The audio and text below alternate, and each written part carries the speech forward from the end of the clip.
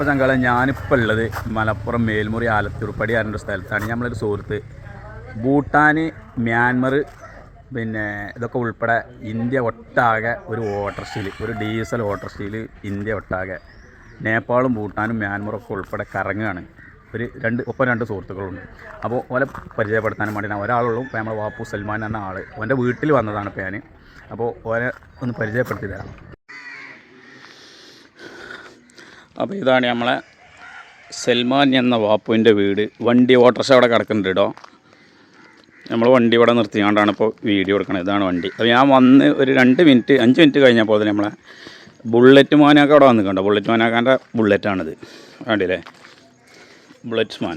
അപ്പോൾ നമ്മൾ വീട്ടിൽ ഇറങ്ങുകയാണ്. ബുള്ളറ്റ് മാനും അവിടെ ഭയങ്കര വീഡിയോ എടുത്തുകൊണ്ട് അങ്ങോട്ട് പറഞ്ഞിട്ടും ഇങ്ങോട്ട് തിരിഞ്ഞിട്ടും കണ്ടില്ലേ. വല്ല സിനിമ ഷൂട്ടിങ്ങൊക്കെ മാതിരി കാട്ടണുണ്ട്. സംഭവമാണ് മൂപ്പര്. നമുക്കൊരവസരം ഉണ്ടാവുക. അപ്പോൾ ഇതാണ് നമ്മളെ വാപ്പു. അസ്സലാമു അലൈക്കും. എന്തൊക്കെ വർത്താനം?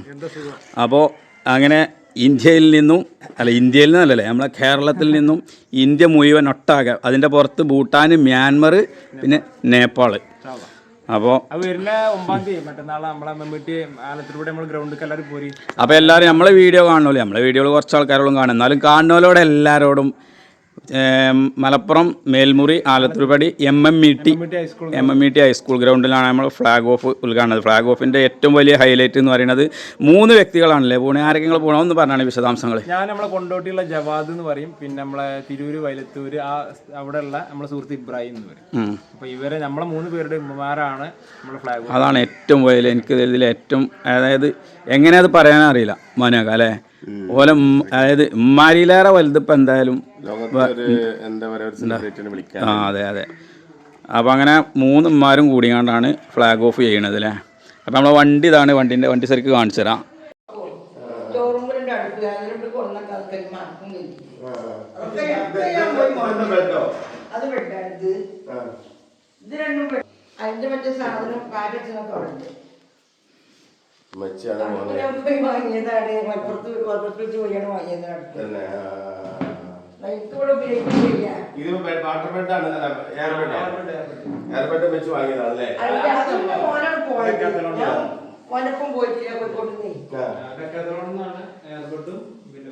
അതിന്റെ കാറ്റടിച്ചത് അവിടെ ഉണ്ട്.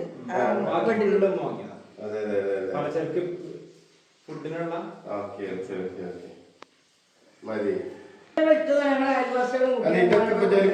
നോട്ട് പുസ്തകം കൊണ്ടാകാല്ല എന്നെ കണക്ക് ചെയ്താനാ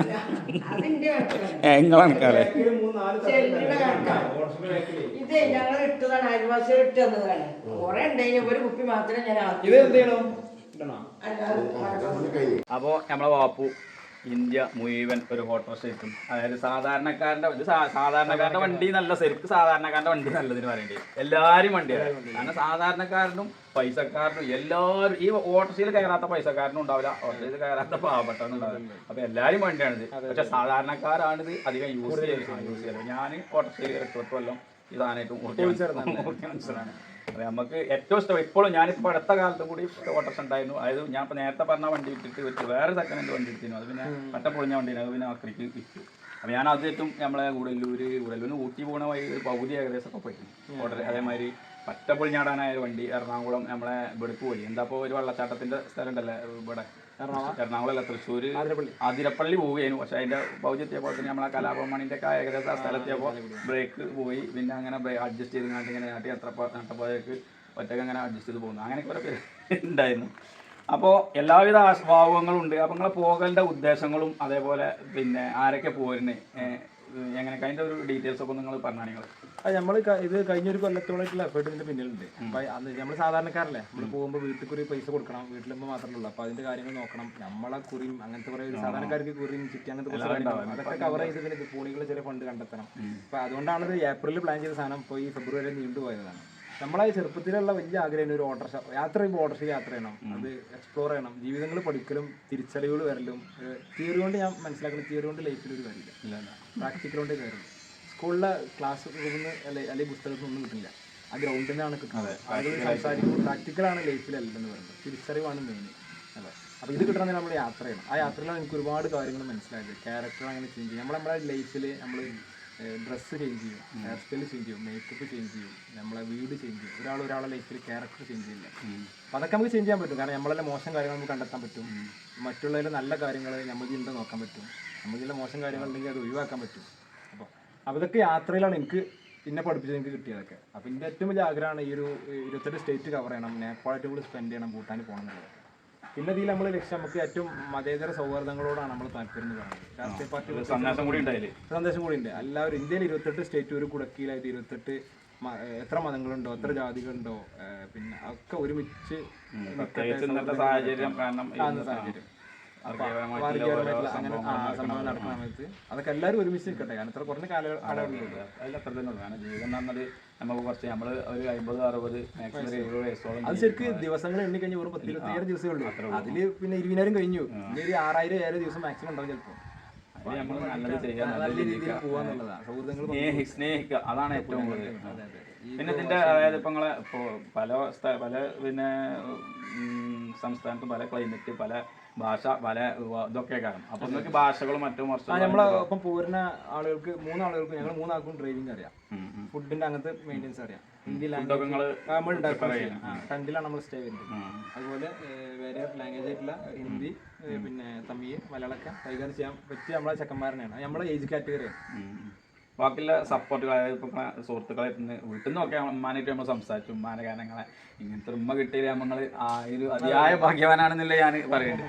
കാരണം എല്ലാവിധ സപ്പോർട്ടും ഉമ്മാൻ്റെ എത്തുന്നുണ്ട്.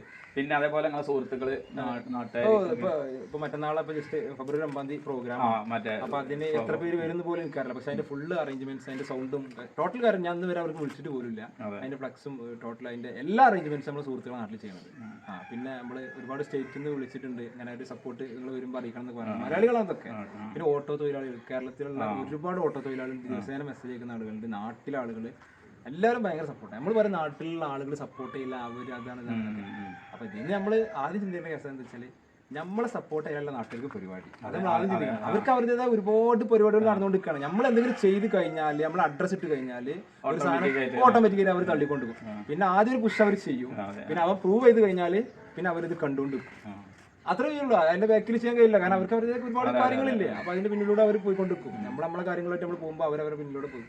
അത് ആ ഒരു കാണിച്ച് അവര് നമുക്ക് വേണ്ടി പിന്നിൽ നിൽക്കാന്നുള്ളതാണ് ഏറ്റവും വലിയ സപ്പോർട്ട്. ഏകദേശം എത്ര ദിവസത്തെ പ്ലാനിങ് ആണ് ഇപ്പൊ എത്ര ദിവസം? ഇപ്പൊ ഞാൻ 100 ദിവസത്തെ പ്ലാൻ വിചാരിച്ച് ചെയ്തതാ. പക്ഷെ ഇപ്പൊ എങ്ങനെ കണക്കൂട്ടി 150 ദിവസം ഏറ്റവും മിനിമം വരും. ഇനിയിപ്പോ എന്തെങ്കിലും ബുദ്ധിമുട്ട് വന്നാൽ 4 ദിവസം കൊണ്ട് റിട്ടേൺ വന്നൊന്നും വരും. അതിപ്പോ എല്ലാം കണക്കൂട്ടി വരുമ്പോൾ 150ഓളം ദിവസം ഇത് കവർ ചെയ്യും. ചിലപ്പോൾ അതിന്റെ മേലെ പോയിട്ടുണ്ട്. അതിന്റെ മേലെ പോകാതെ കുറയാൻ ചാൻസ് നമുക്ക് കാണില്ല. ചില ദിവസങ്ങളിൽ വണ്ടി നിർത്തിരേണ്ടി വരും. ചിലപ്പോൾ ഒരാഴ്ച വരെ എന്തെങ്കിലും ബുദ്ധിമുട്ടൊക്കെ വരുമ്പോൾ സ്റ്റേ ഇട്ടിട്ട് വണ്ടി നിർത്തിയിട്ട് എന്നൊക്കെ ചെയ്യേണ്ടി വരും. കുഴപ്പങ്ങളൊന്നും വരാതെ. അപ്പോൾ അങ്ങനെയൊക്കെയാണ് സംഭവങ്ങൾ. അപ്പോൾ ഇതാണ് വാപ്പുവിൻ്റെ ഒരു അഭിലാഷമാണ് ഇപ്പോൾ നടക്കാൻ പോകുന്നത്. അപ്പോൾ എന്തായാലും നിങ്ങൾ ഉഷാറായിട്ട് യാത്ര ഒക്കെ അടിപൊളിയായിട്ട് പോയി വരട്ടെ. നമ്മളെല്ലാവിധ പിന്തുണയും ഉണ്ടാവും. നമ്മൾ ഇവിടുന്ന് ഇങ്ങനെ പിന്തുണക്കും നാട്ടിൽ നിന്ന്. അപ്പോൾ വന്നിട്ട് നമുക്ക് എന്തായാലും കാണണം. ഇൻഷാ അല്ലാഹ് ഞാൻ വരും, ഞായറാഴ്ച എന്തായാലും വരാം. മാനാക്കിണ്ടാവും.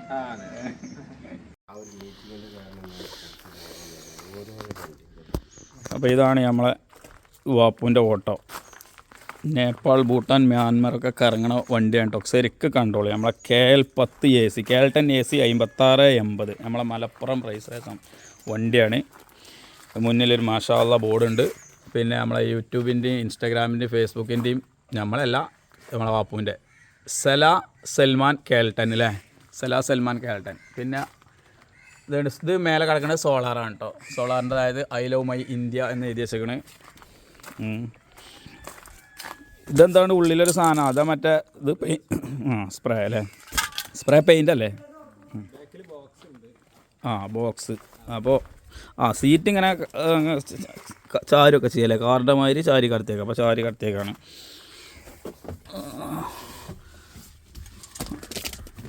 ഇതിലൊരു തട്ട്, ഇതാണ് ബോക്സ് തന്നെ. അവിടെ ഉണ്ടല്ലേ ബോക്സ്? ബോക്സ് ഉണ്ട്. പിന്നെ അവിടെ നിങ്ങൾ LCD ഉണ്ട് തന്നെ. LCD CCTV ഉണ്ടല്ലേ? CCTV. വേറെ LCD എന്തെങ്കിലും ഉണ്ടോ? വേറെ അല്ല. CCTV. ഫാന് ശരിക്കും ഫാനിൻ്റെ ആവശ്യം. കാരണം ഓട്ടോറിക്ഷ തുറന്ന വണ്ടി ആയതുകൊണ്ട് ഫാനിൻ്റെ ആവശ്യം. എന്നാലും കിടക്കട്ടെ എന്തേ.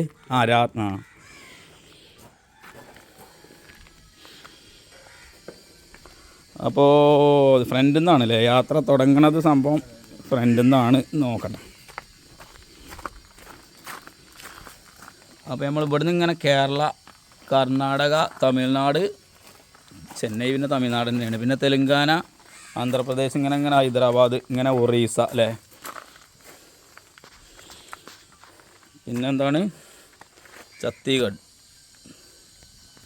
ജാർഖണ്ഡ്, ഇങ്ങനെ പോയിട്ട് വെസ്റ്റ് ബംഗാളിൽ നിന്ന് പിന്നെ മേഘാലയ, മിസോറാം, ത്രിപുര, മണിപ്പൂർ, നാഗാലാൻഡ്, അരുണാചൽ പ്രദേശ്, സിക്കിം, ആസാം, ഭൂട്ടാൻ, ബീഹാർ, ഉത്തർപ്രദേശ്. ഇത് റൂട്ട് ഞാൻ അങ്ങനെ പറഞ്ഞുതരാം കേട്ടോ. ആർക്കെങ്കിലും പോകാൻ പ്ലാൻ ഉണ്ടെങ്കിൽ. എൻ്റെ ഇടയിൽ ഉത്തരാഖണ്ഡ് ഉണ്ട്, ഹരിയാന ഉണ്ട്, ഹിമാചൽ പ്രദേശ്, ജാർഖണ്ഡ്, ലഡാക്ക്, പിന്നെ അങ്ങനെ മടങ്ങിയ കാരം. അപ്പോൾ അങ്ങനെയൊക്കെയാണ് റൂട്ട്. ഡീസൽ ഓട്ടോറിക്ഷയാണ്, മലപ്പുറം രജിസ്ട്രേഷന്, സോളാറുണ്ട്.